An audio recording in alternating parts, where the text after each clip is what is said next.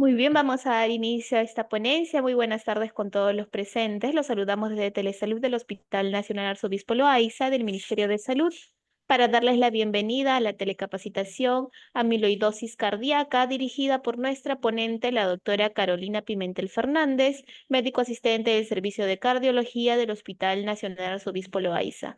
Antes de iniciar, recordarle a todos los participantes que pueden realizar sus preguntas a través del chat de la plataforma de Zoom para ser respondidas al final de la ponencia. Bienvenida, estimada doctora Pimentel. Es un honor tenerla el día de hoy con nosotros. Le doy el pase para el desarrollo del tema. Adelante, por favor. Sí. Necesito que me den la opción de compartir, por favor, pantalla. Ya puede compartir pantalla, doctorcita. Ya está habilitado.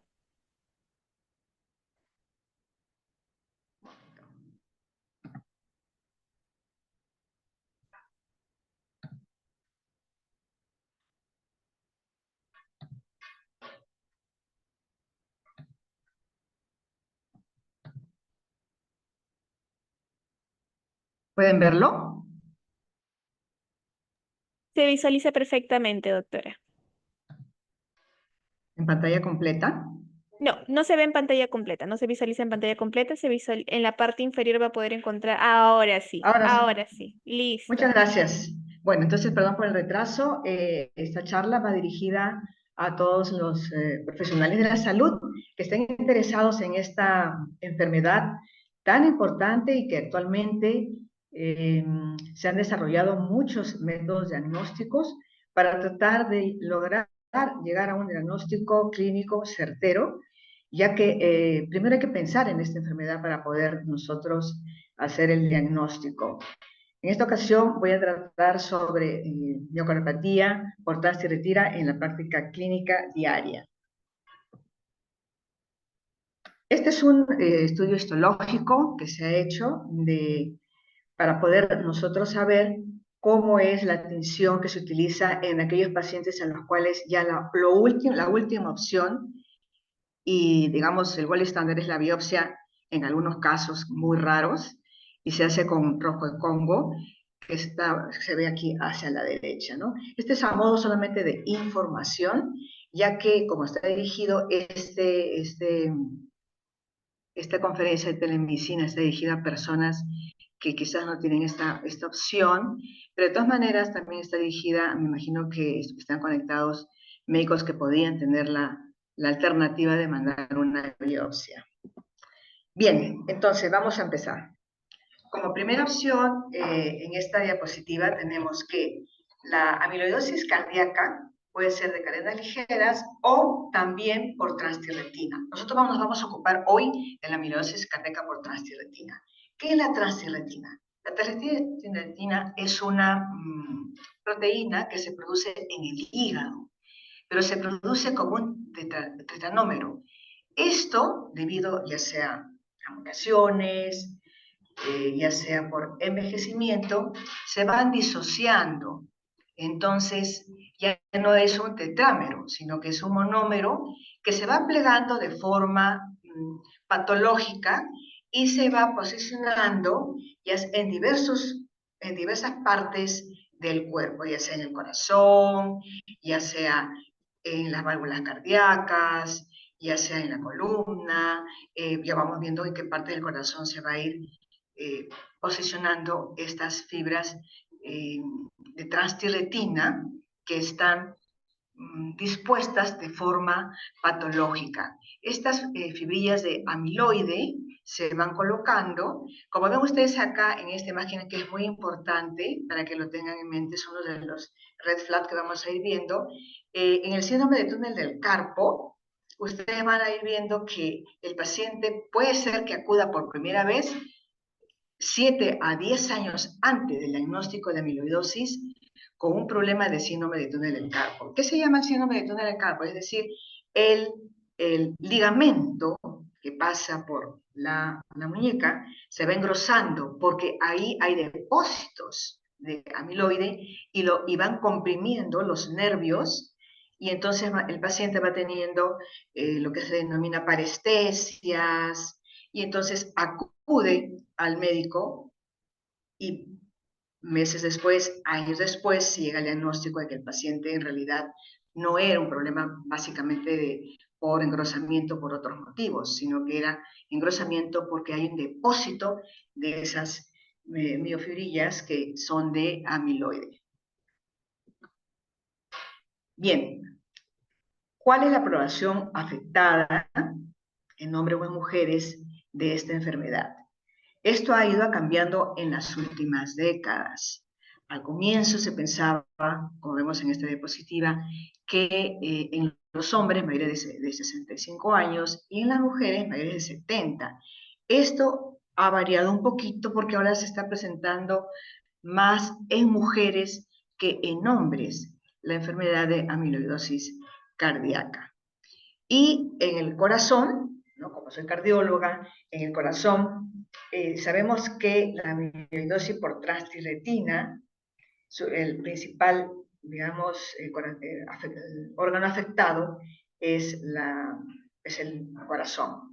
Ahora vamos a ir viendo los red flags en el corazón, cuáles son, para que ustedes tengan una idea un poco más clara.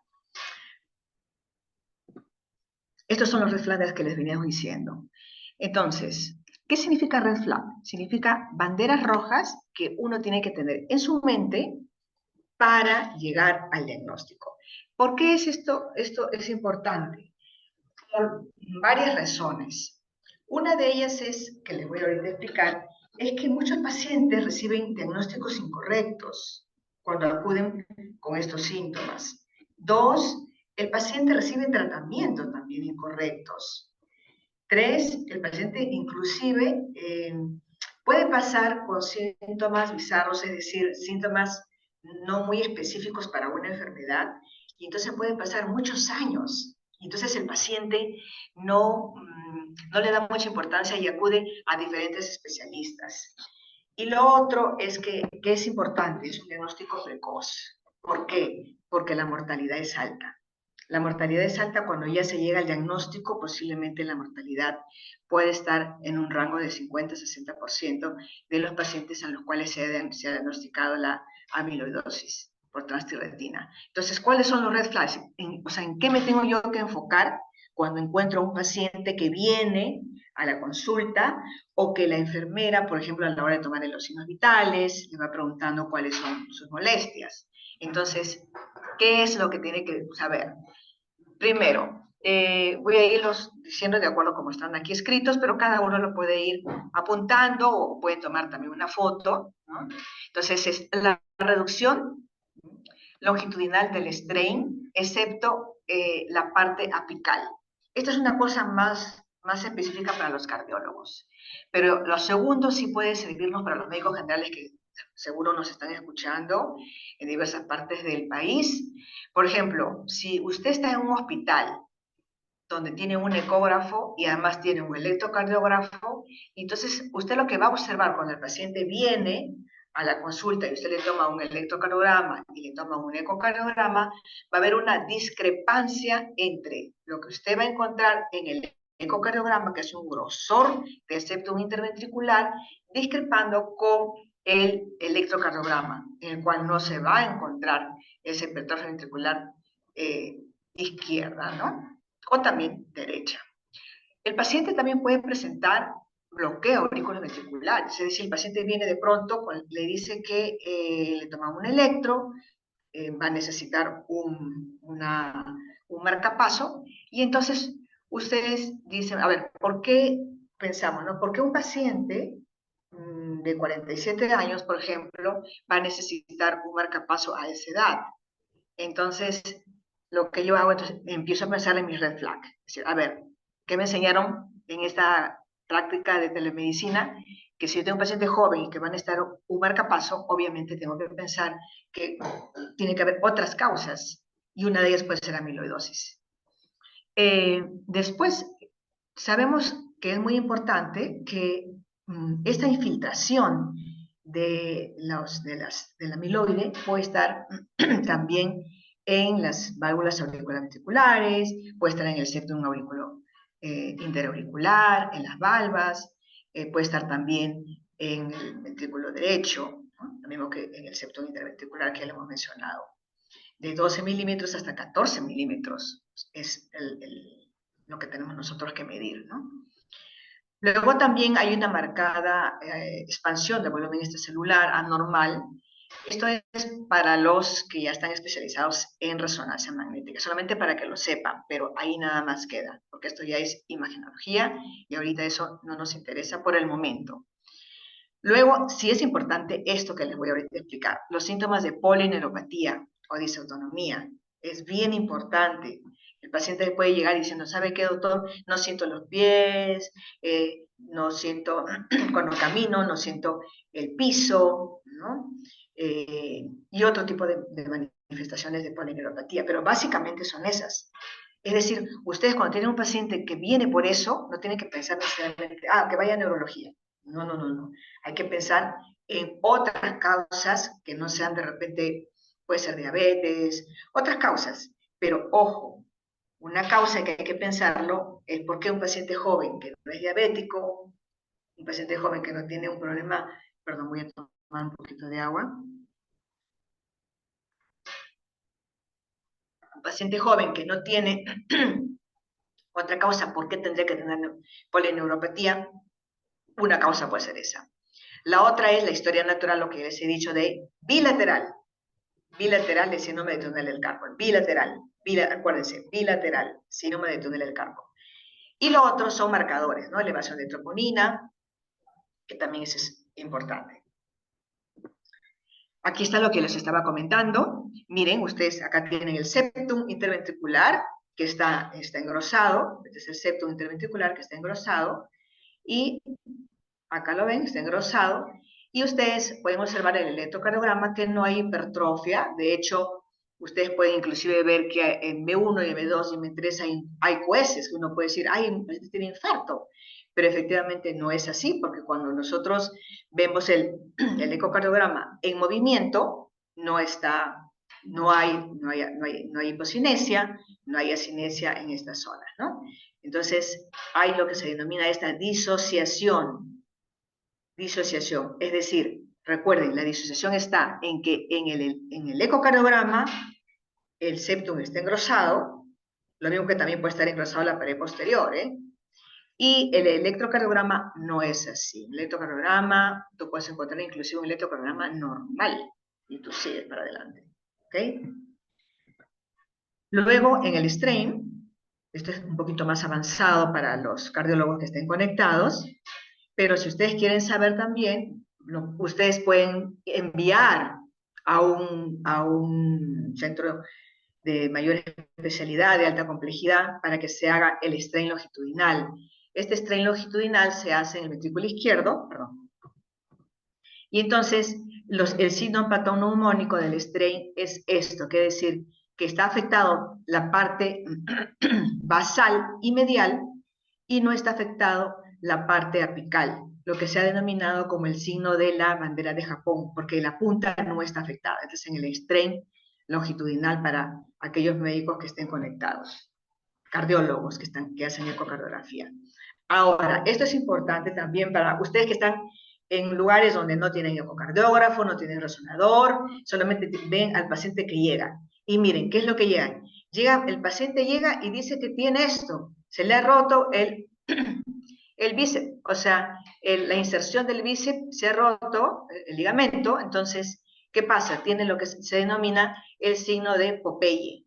O sea, este abultamiento que ustedes ven acá es una ruptura espontánea, obviamente, el mes occidental, o sea, no se ha caído, usted le pregunta, ¿no? ¿Usted se ha caído? No. ¿Usted ha recibido un traumatismo? No. Pero espontáneamente amaneció así. Entonces, eso nos hace pensar que este paciente posiblemente tiene amiloidosis cardíaca. ¿Por qué? Porque en ese ligamento ya hay acumulación del amiloide. Ahora, ¿cómo hago yo mi diagnóstico? Mi diagnóstico lo hago pidiendo una prueba que es con pirofosfato, que es esta que lo tenemos aquí en el Perú, es súper barata, lo hacen casi todos los servicios en Lima, es baratísima, se pide tecnesio con pirofosfato, este de acá, así se llama, tecnesio 99 con pirofosfato. Entonces, esto nos da casi un 99% de posibilidad que yo pueda decir, este paciente tiene amiloidosis cardíaca. Ahora, ¿por qué pido eso? Se desarrolló hace muchos años un score que se denomina el score de Perugini. El score de Perugini hace que cuando ustedes inyectan el tecnesio, eso es para de repente hay un radiólogo que está conectado ahorita, pero ustedes piden el tecnesio pirofosfato marcado con tecnesio, así se llama, pirofosfato marcado con tecnesio. Entonces, tecnesio 99. Aquí pueden tomarle si quieres una foto y ustedes ven tecnesio con pirofosfato. Entonces, ¿para qué sirve esto? Esto sirve porque nosotros vamos a ver que el diagnóstico nos lo van a venir en la conclusión, va a decir que hay una captación. Está el score de Perugini 0, 1, 2 y 3, ¿de acuerdo? A cómo va captando el corazón con respecto al pulmón. Si la captación del pulmón es mayor de 2 a 3, entonces, perdón, el corazón de 2 y 3, entonces es casi un 99% de probabilidad de que yo tenga un diagnóstico de amiloidosis cardíaca. Y les voy a decir ahora que ustedes tienen este diagnóstico tiene una sensibilidad del 91% y una especificidad del 87%, o sea, una sensibilidad del 81%. Obviamente tú lo vas a pedir, ustedes lo van a pedir cuando estén pensando en este diagnóstico, ¿sí? Ahora, es importante que ustedes, antes de pedir este estudio de pirofosfato con tecnesio, hagan el diagnóstico diferencial de cadenas ligeras. ¿Por qué? Porque el tratamiento es diferente y el manejo es diferente. Entonces, para eso se solicita una prueba completa de proteína monoclonal con inmunofijación en suero para hacer análisis de cadenas ligeras, es decir, para saber que no es una amiloidosis por transtiratina. Si yo pido eso y me dices positivo, entonces ya, me olvido de amiloidosis por transtiratina. Pero si me sale negativo, si cuando yo lo solicito me sale negativo, entonces pido el pirofosfato marcado con tecnesio, que ya saben, ya les dije, tiene una sensibilidad del 91% y una especificidad del 87%. Entonces, acá les tengo ¿cuál es el tratamiento? Cuando ya hice mi diagnóstico, recuerden que hay dos tipos de amiloidosis cardíaca. Estos dos tipos de amiloidosis cardíaca son, uno es por mutación, o sea, hay una mutación en la cadena, ¿no?, del aminoácido, y el otro es por envejecimiento. Entonces, son dos tipos de amiloidosis cardíaca por transtiratina. Ustedes no se preocupen, porque eso lo hace el tecnesio con pirofosfato, o el estudio genético, obviamente, ¿no? Uno manda a estudiar el estudio genético para saber en qué parte. Nosotros en el Perú actualmente sí tenemos la posibilidad de hacer el estudio genético, pero lamentablemente es demasiado caro. Entonces, nosotros nos quedamos nada más con el diagnóstico de una amiloidosis cardíaca. El paciente no tiene posibilidades, ni tampoco nuestros seguros tampoco cubren estas pruebas, ¿no? Pero sí es importante que ustedes clínicamente, como ya les he explicado, lleguen al diagnóstico. ¿Cómo? Ya les dije, síndrome de túnel carpio bilateral, los red flag que les he dicho, o sea, en la hipertrofia ventricular izquierda del septum interventricular. También tenemos bloqueos, como les he explicado, bloqueos completos que necesitan marcapasos, la polineuropatía, la disociación entre el septum interventricular del septum interventricular y los hallazgos electrocardiográficos. Ahora bien, se ha desarrollado hasta el momento una sola droga que puede utilizarse, Yaltafamidis, que lo que hace es hace que no se desnaturalice el tetrámeno del amiloide. Entonces ya no se convierte en un monómero. Eso es lo que hace Tafamidis, o sea, estabiliza. Y ahora hay otro que se está desarrollando, que se va a presentar en el Congreso de la Sociedad de Medicina Nuclear, que es una nueva medicación que se llama Vitriciran. El estudio se llama Helios-B, para que lo busquen ustedes luego en internet, se llama Vitriciran. No sabemos todavía, está en fase 3. Ahora, con respecto al tratamiento, no quiero pasar a la siguiente diapositiva porque está en inglés, pero sí quisiera que sepan que a estos pacientes, como lo que hacen es una disfunción diastólica restrictiva tipo 2, y hacen falla cardíaca, entonces el cardiólogo que va a pensar, va a decir, bueno, entonces vamos a darle lo que se debe dar al paciente con falla cardíaca. Tengan mucho cuidado, porque el paciente que está en miocardiopatía restrictiva secundaria a una amiloidosis, hay medicamentos que están contraindicados. Por ejemplo, el ANA2 y el YECA no son bien tolerados. ¿Por qué? Porque disminuyen el gasto cardíaco, producen hipotensión ortostática y hay presencia de polineuropatía, lo cual está agravando la polineuropatía con la que ya el paciente está viniendo. Después, los calcioantagonistas, ojo, que también se unen con mayor avidez a esas fibrillas de amiloide y entonces empeora la insuficiencia cardíaca, empeora la hipotensión, el paciente puede hacer síncope por esa miocardiopatía restrictiva, ¿okay? Porque él está engrosado. Luego los beta bloqueadores que también reducen el gasto cardíaco debido a una atenuación de esa respuesta taquicardia compensadora. El volumen sistólico es fijo y puede producir también bloqueos cardíacos en pacientes que están con su ritmo cardíaco normal. Y la digoxina no debe de utilizarse.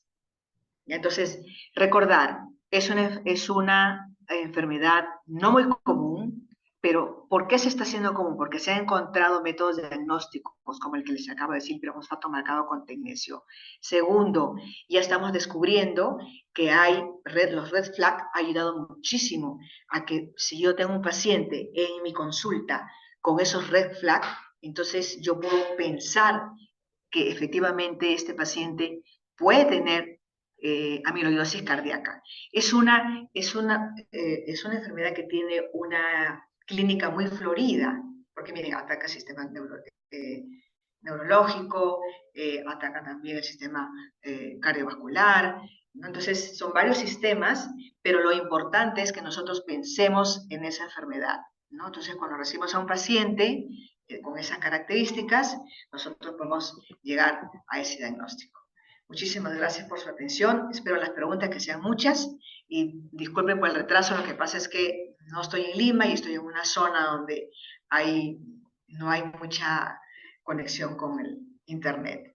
Les pido disculpas por eso. Muchas gracias y espero sus preguntas. Muchísimas gracias y felicitaciones, doctora Pimentel. Mientras los participantes van redactando sus preguntas, en caso de las tengan, ¿podría brindarnos alguna recomendación adicional respecto al tema expuesto? Sí, claro que sí. Miren, yo les recomendaría que cuando el paciente llega y ustedes lo reciben, ¿no? Y le están tomando los signos vitales, inmediatamente le pregunten al paciente, ¿usted tiene problemas en las manos?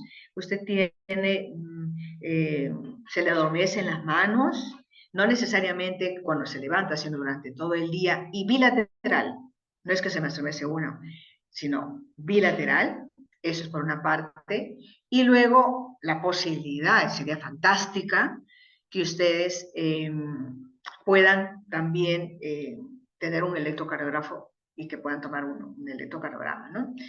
También es importante, me estaba olvidando, que el diagnóstico diferencial, cuidado, porque los pacientes hipertensos también hacen hipertrofia ventricular izquierda, o sea, el centro también está cruzado, pero la diferencia está en que el paciente hipertenso sí hace hipertrofia en el electrocardiograma. En este caso, no hay hipertrofia en el electrocardiograma, no tenemos Sokolov, no tenemos Cornell positivos en ninguno de los casos, inclusive tenemos lo que ustedes han visto, bloqueos, los pacientes pueden tener extrasístoles, arritmias, pausas, ¿no? Entonces, eso es lo que nosotros tenemos. Y recuerden, el amiloide se produce en el hígado, se produce en el hígado. Entonces, por una razón muy particular, como ya les he explicado, una es por envejecimiento, por eso los pacientes se presentan en mayores de 65, pero eso no quiere decir que también se presenten en menores, pero la mayoría están en mayores de 65 años, y ahora ya se está demostrando que se presentan más en mujeres y debutan con insuficiencia cardíaca, ¿sí? Entonces, el tratamiento para eso es un poquito más complejo, porque nosotros no podemos dar lo que habitualmente se da en este tipo de pacientes, ya que tenemos una miocardiopatía restrictiva, dado la hipertrofia ventricular izquierda y tenemos una disfunción diastólica restrictiva. Muchísimas gracias, doctora Pimentel. Al ver que no hay dudas respecto al tema, vamos a proceder a agradecerles Pero Sí, si quieren, dígame, pueden, pero si quieren, estoy abierta, pueden abrir su micrófono y preguntarme lo que quieran preguntar. Cualquier pregunta es válida.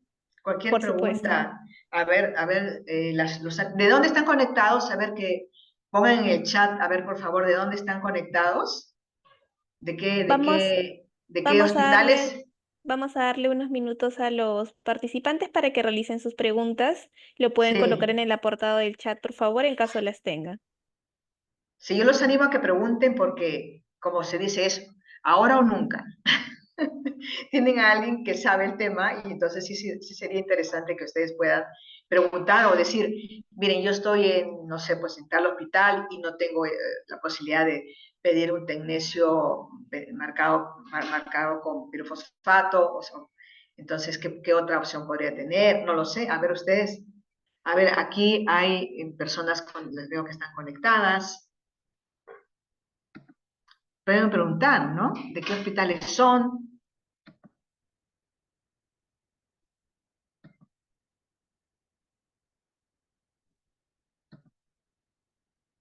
Acá veo que hay una doctora, bueno, no sé si doctora o enfermera que también se llama Carolina.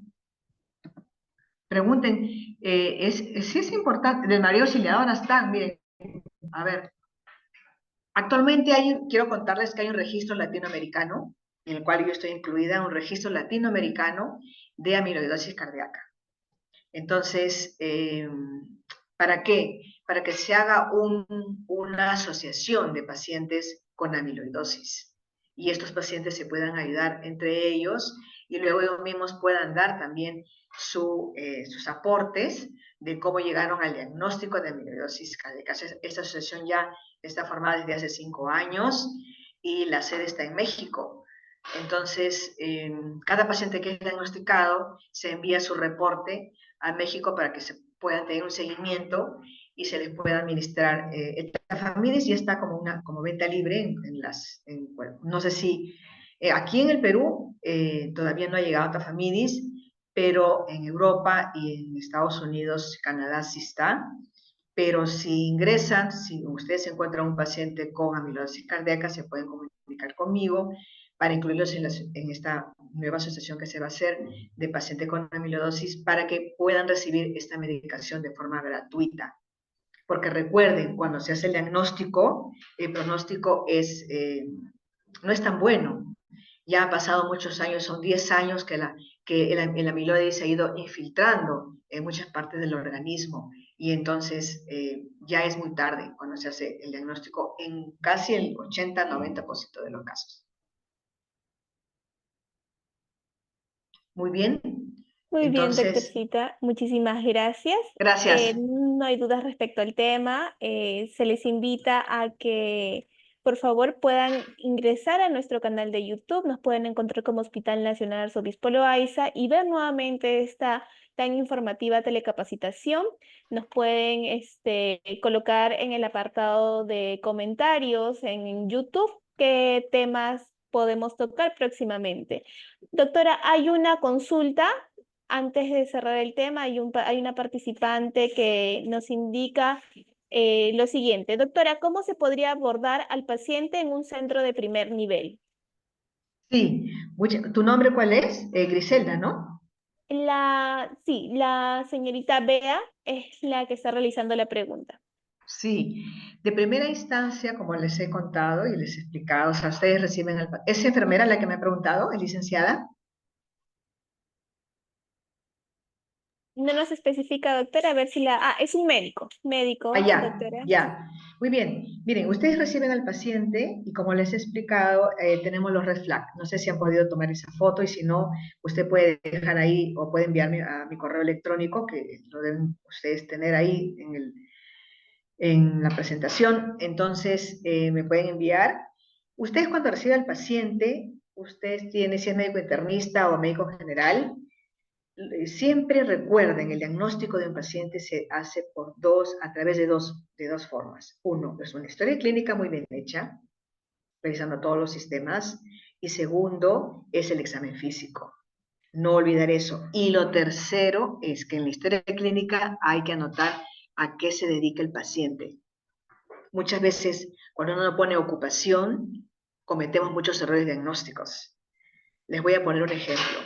Cuando yo les digo que el diagnóstico lo pueden hacer a través del síndrome de túnel del carpo y que ustedes pueden con eso tener un red flag, tienen que saber que el síndrome de túnel del carpo tiene que ser bilateral. Entonces, ustedes ya ahí ya están teniendo un primer hallazgo. Segundo, le dicen al paciente si tiene problemas en miembros inferiores. El paciente le puede decir, sí, bueno, tengo parestesias, ¿no? Cuando camino, lo que les he explicado, cuando camino no siento, entonces ustedes examinan de forma general, obviamente, ¿no? Porque todos tenemos muchos pacientes, pero de forma general, ¿no? También hay problemas oculares, ¿eh? También, ¿no? O sea, hay problemas, por ejemplo, diplopia, también hay problemas que el paciente puede decir, siento taquicardia, o he tenido síncope, el paciente viene por síncope, o sea, me he desmayado. Cuando el paciente tiene síncope puede ser por dos causas, o neurológica o cardíaca, no hay más. Entonces ahí ustedes tienen que descartar, o neurológica o cardíaca. Entonces ahí ya tienen otro red flag. El otro es el que ustedes puedan pedir también marcadores, la troponina, también pueden ustedes tomar un electrocardiograma, como les he explicado, y si no tienen electro, lo pueden mandar a otro lugar de mayor complejidad, que le tomen un electro y un ecocardiograma. Ustedes ya lo reciben y hacen su diagnóstico, ¿no? Y luego con la presión arterial también, porque ese es un diagnóstico diferencial que ustedes pueden hacer, ¿no? O sea, si ustedes tienen al paciente, le toman la presión y es hipertenso, le toman el electro, tiene hipertrofia ventricular izquierda y aparte le hacen un ecocardiograma y tiene hipertrofia ventricular izquierda en el ecocardiograma, entonces se trata de un paciente hipertenso, ¿no? Le preguntamos a usted si tiene síndrome del carpo, no tiene polineumopatía, no tiene problemas cardíacos, o sea, tiene dolor precordial, no tiene taquicardia, no tiene, pero el paciente es hipertenso nada más, entonces ya hacen su diagnóstico diferencial y dicen, ya, el paciente es hipertenso nada más. ¿Ok? Entonces, lo tienen que pensar, por eso es que, para eso son estas telecapacitaciones, para que ustedes sepan de qué se trata, ¿no? ¿De qué se trata? O sea, para que a ustedes les suene que en algún momento está esta patología de amiloidosis cardíaca por transtirretina. ¿Sí? Muy bien. ¿Algo más?